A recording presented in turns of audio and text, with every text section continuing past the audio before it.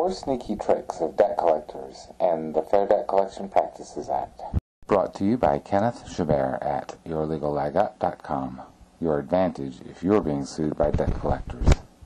Debt collectors use a lot of sneaky tricks to try to force consumers into paying them money. After all, as I've often said, debt collectors generally know that the people they're after don't have much money to spare.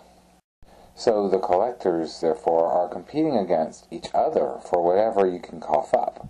Each one's trying to harass you more than the other collectors, so you'll pay him. Here are 4 dirty tricks that you might see and what your rights are regarding them. Threats of legal action. Consumers often complain that debt collectors threaten them with imprisonment, humiliation, or the immediate seizure of their bank accounts or wages through legal processes.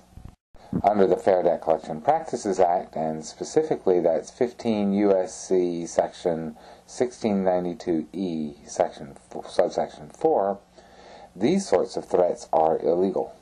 Debt collectors cannot threaten imprisonment because they don't have the power to bring it about.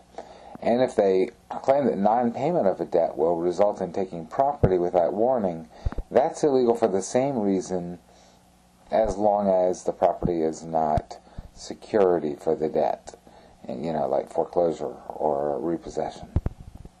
Debt collectors cannot take assets without a judgment, unless the asset is security for a loan, like a house is for a mortgage. Debt collectors often threaten to garnish the wages of people they're harassing. If that happens to you, don't lose your head. Just ask them when and under what circumstances they would do that. Get clear answers if you can, and make careful notes. If the collector refuses to answer you, you might be able to use that to show that he was trying to make you believe such actions should occur without warning or legal process. Communicating or threatening to communicate untrue information. People tell me all the time that debt collectors are reporting debts to the credit reporting agencies. They are permitted to do that, but it violates 15 U.S.C. Section 1692E, subsection 8, not to include the fact that the debt is disputed, if you have disputed it, using information that looks like it came from the courts. Debt collectors used to use forms designed to look like they either came from the courts or were somehow approved by them, in an attempt to scare consumers into paying a debt. 15 U.S.C. Section 1692E, subsection 9, makes that illegal. A marketing trick that I still see from time to time, writing "Federal law prohibits tampering with this letter before it reaches its intended recipient," if applied to a debt collection letter, might violate this provision. Using a collection letter or form that looks like a lawsuit. Sometimes debt collectors try to make their letters look like lawsuits, summonses, or other vaguer forms of legal action. 1692E, subsection 13, makes that illegal.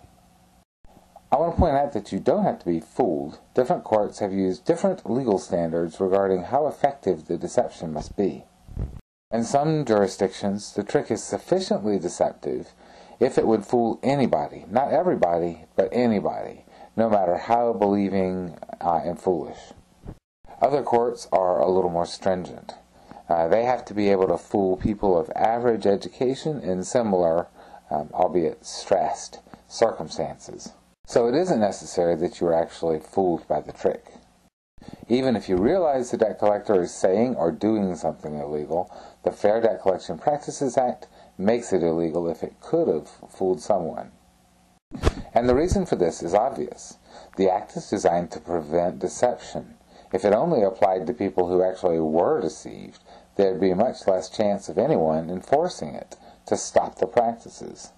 A final reminder, the FDCPA, the Fair Debt Collection Practices Act, applies to all unfair or deceptive debt collection practices by debt collectors, whatever they may be. And the actions specified here and in the law itself are, of course, illegal in themselves, but they also show the types of actions that are illegal. So, if debt collectors are doing something like these tricks to you, they may be violating the act even if they are not doing exactly the things described here.